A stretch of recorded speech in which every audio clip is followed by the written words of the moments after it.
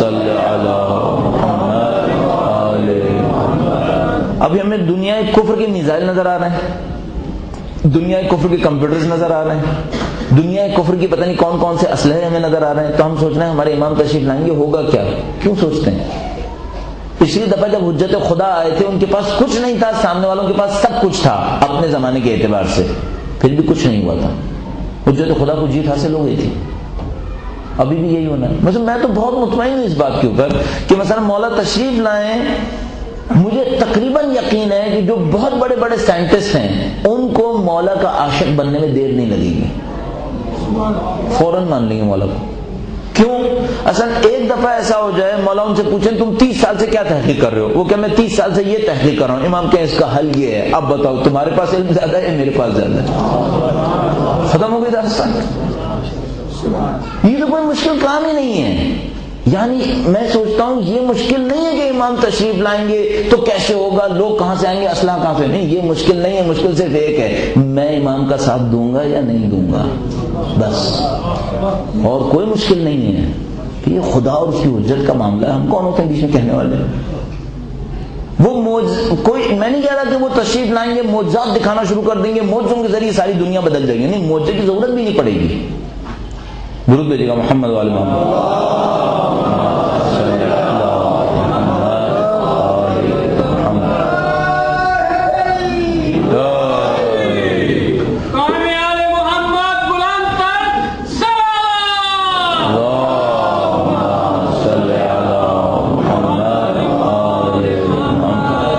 کسی معجزے کی ضرورت نہیں پڑے گی، روٹین میں لوگ آئیں گے خود بخود، صرف ہماری مشکل ہے ہم تیار ہیں یا نہیں ہیں۔ اچھا اس کے اوپر میں پھر بعد میں بھی چونکہ دن ہے گفتگو کروں گا کہ وہ جو کفر کے بظاہر کافر ہیں یہ امام کی طرف آئیں گے، ان کے اندر کون سی صفت ہوگی جس سے ہم یہ پہچانیں کہ یہ آئیں گے یا نہیں آئیں گے، یہ بھی عرض کر دیں گے کہ صفت کون سی ہوگی ان لوگوں کے اندر جو دوسرے مذاہب سے نکل کر آئیں گے۔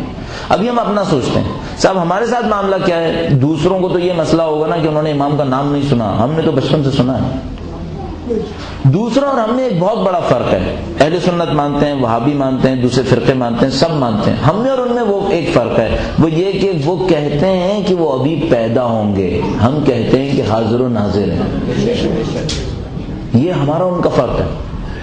اچھا اب ان کا ہم میں فرق کیا ہے؟ ان کا ہم میں فرق یہ ہے کہ اگر وہ یہ کہنا چاہے نا یا مہدی ادرکنی، کس کو پکارے؟ ابھی پیدا ہی نہیں ہوئے۔ آپ کا عقیدہ یہ ہے کہ پکارنا ضروری ہے، کیوں؟ نہ صرف یہ کہ تشریف فرمائیں بلکہ حاضر و ناظر ہے۔ ان کا کوئی قلبی تعلق امام وقت سے نہیں بن سکتا، کیوں؟ ابھی پیدا ہی نہیں ہوا تو اس سے دل کیا جوڑے؟ ہمارے اور آپ کا قلبی تعلق ہے، دل میں یاد ہے، لہذا کتنے ہی لوگ ایسے ہوں گے امام کے ذکر پر فوراً گریا کرتے ہیں۔ کیوں گریا کرتے ہیں؟ ان کی محرومیت دیکھ رہے ہیں آپ، جب اہل بیت کے مکتب سے دور ہوئے تو بیچارے کس مصیبت میں پھنسے ہوئے ہیں، جس کے منتظر ہیں وہ ایسے کے منتظر ہیں جس کا نام بھی نہیں لے پائیں گے، وہ ہے ہی نہیں ابھی۔ خدا مختار نے ہمیں اور آپ کو اتنی ہدایت دی کہ یہ بتا دیا جو آئیں گے ان کا نام کیا ہے، ان سے رابطہ ہو سکتا ہے، وہ تمہاری بات سن رہے ہیں، وہ تمہارے پاس آ بھی سکتے ہیں، بس ہم بہت بہتر پوزیشن میں ہیں اس وقت۔ پھر ایک مشکل ہے اپنے آپ سے پوچھنا پڑے گا پھر ہم ایسے کیوں ہیں جیسے ہیں؟ جب سب کچھ ہے تو ہم ایسے کیوں ہیں؟ ہم ایسے بے خبر سے کیوں ہیں؟ ہم میں جذبہ کیوں نہیں ہے؟ آپ کہیں گے کیا جذبہ چاہیے؟ نعرے لگاؤ، دیکھو کتنا اونچا نعرہ لگائیں گے ہم، نہیں یہ جذبہ نہیں، کام کا جذبہ۔ کام کا جذبہ کیوں نہیں ہے؟ ہم امام کے وجود مقدس کو حاضر و ناظر سمجھتے ہیں، ان کے لیے محنت کیوں نہیں کرتے؟ دن مثلا ایک ہفتے میں کتنے گھنٹے نکالتے ہیں امام کی فکر کی ترویج کے لیے؟ نہیں نکالتا، کیوں نہیں نکالا؟ ان کا کوئی حق نہیں ہے میرے اور آپ کی گردن کے اوپر، میرے مال میں ان کا حق ہے، میری جان میں ان کا حق ہے، میری عزت میں ان کا حق ہے، میری زندگی میں ان کا حق ہے، میں نے کیا ادا کیا؟ کچھ نہیں ادا کیا تو پھر میں ان کے آوان و انصار میں کیسے ہوں پھر؟ یعنی میں یہ دعا کیوں کر رہا ہوں کہ مولا جب میں آپ آئیں گے تو میں آپ کی نصرت کروں گا، یہ کیوں نہیں کہتا مولا میں ابھی آپ کی نصرت کروں گا؟ رکاوٹ کیا ہے؟ ہم اتنی دعائیں کرتے ہیں جب امام تشریف لائیں تو ہم ان کی نصرت کرنے والوں میں سے ہوں. تو بندگان خدا ابھی نصرت کیوں نہیں کر لیتے؟ ابھی کون سی رکاوٹ ہے؟ آپ یہ کہہ رہے ہو، مثلا آپ دیکھو نا، سینیریو بناؤ اپنے ذہن کے اندر. ہم اور آپ کیا کہہ رہے ہیں؟ ہم اور آپ کہہ رہے ہیں وہ مکہ میں تشریف لائیں گے، ایک ندا آئے گی جو ہمارے کانوں میں آئے گی کہ امام تشریف لائے. اس وقت سب کے اوپر واجب آئے گا روایت کے مطابق کہ اگر سینے کے بل چل کر بھی مکہ پہنچ سکتے ہوں تو پہنچیں.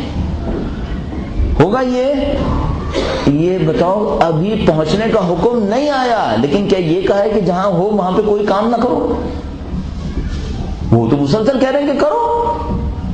یعنی میں یہ کہہ رہا ہوں جب آپ آئیں گے تو میں سینے کے بل چل کر بھی مکہ پہنچ جاؤں گا. یہاں بیٹھے بیٹھے کیوں نہیں کر لیتا کچھ؟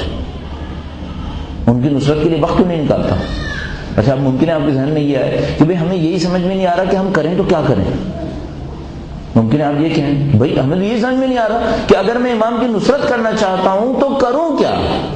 اپنے آپ سے پوچھو، دنیا میں اچھا کوئی کرنے کا کام نظر آ رہا؟ امام کی نصرت کے نام پہ وہی کر لو. کوئی بھی کام اٹھا کر دیکھیں کہ یہ کام اچھا ہے، کوئی کرنے والا نہیں ہے. کوئی کرنے والا اس کا ساتھ دے دیں. کوئی کرنے والا نہیں ہے، آپ خود شروع کر دو. آپ کہو کہ میرے پاس توانائی تھوڑی، میرے پاس اتنا کوئی بینک بیلنس تھوڑی کہ میں کروں. تم اینٹ کھسکانے کے برابر بھی کر سکتے ہو نا، اتنا تو کر دو. جتنا خود کر سکتے ہو وہ تو کرو.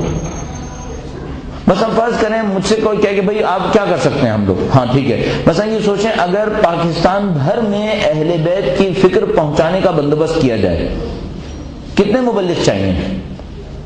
مثلا کوئی حساب کرے کہ جناب 25,000 مبلغ چاہیے، ان کو مہینے کا کتنا دینا چاہیے؟ اتنے ہزار روپے. بس اتنے کروڑ روپے سالانہ چاہیے تاکہ ہم مبلغ کو بھیجیں کہ وہ جا کر تبلیغ کریں. ہیں نہیں ہے تو ٹھپ ہو گیا معاملہ. آپ اس کو ٹھپ نہ سمجھو، آپ خود تبلیغ شروع کر دو. آپ تو تبلیغ شروع کرو. مثلا آپ کہیں گے میں کیا تبلیغ شروع کروں؟ آپ اب خود پڑھو. بھائی جو نماز آپ کو آتی ہے، کسی جگہ جا سکتے ہو جن کو نماز نہ آتی ان کو نماز سکھا دو. قرآن پڑھنا آتا ہے، کسی ایسے علاقے میں چلے جاؤ جہاں بچوں کو قرآن پڑھنا نہیں آتا، ان کو قرآن پڑھنا سکھا دو. اہل بیت کی چند روایات کہیں سے پڑھ لو. کچھ نہیں کر سکتے، کسی علاقے میں چلے جاؤ، لوگوں کو روایات سنا دو کہ یہ اہل بیت نے فرمایا. اس میں کیا کمی ہے؟ میں تو اپنے کام کی وجہ سے، کیونکہ مولوی ہونا تو مجھے تو جانا ہی جانا ہے، تو میں انٹیریئر سندھ جاتا رہتا ہوں، وہاں جا کے لوگوں کو دیکھتا ہوں، تو بعد میں سوچتا ہوں کہ ان کو یہ چیز سکھانے میں ہمارے پاس کیا کمی تھی.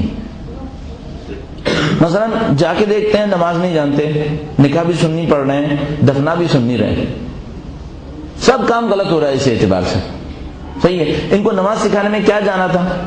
ایک آدمی نے جانا تھا ان کو نماز سکھانی تھی. کراچی سے کتنے گھنٹے کا فاصلہ ہے؟ فرق تو 4 گھنٹے کا فاصلہ. بدین شہر سے، اسے ابھی جو آخری دفعہ گئے تھے بدین شہر سے، جمعرات کے دن گئے تھے، بدین شہر سے تھوڑے آگے جا کر ایک ٹھنڈو باغ نام کر کے جگہ تھی، اس سے آگے ایک اور گاؤں میں گئے. بہت سارے گاؤں میں گئے، وہاں پہ بجلی نہیں ہے، کچھ بھی نہیں ہے، مسجدیں نہیں ہیں. وہ سرکنڈوں اور بانس کی انہوں نے لگا کے اچھی مسجدیں بنائی ہوئی اپنے علاقے کے لیے. کیا ہے، بچوں کو کوئی سکھانے والا نہیں ہے، کوئی مبلغ نہیں ہے، مبلغ کو کوئی پیسے دینے پڑتے ہیں، وہ آتا نہیں ہے کوئی. یہاں پہ کون رہے گا؟ کراچی سے کتنی دیر کا فاصلہ ہے؟ 4 گھنٹے کا. ایک مومن اگر صبح 6 بجے اتوار کے دن نکلے 10 بجے پہنچ جائے گا. 5-6 گھنٹے وہاں پر رکے، بچوں کو ایک دن گزار کے سکھائے، اسی دن واپس کراچی واپس آ جائے، پیر کے دن سے اپنا آفس دوبارہ شروع کر لے. صحیح لگ رہا ہے نا؟ یہاں سے کوئی راستہ نہیں ملے گا ایسا. یہاں سے 4-4 گھنٹے کے فاصلے پہ سب کو دین آتا ہے.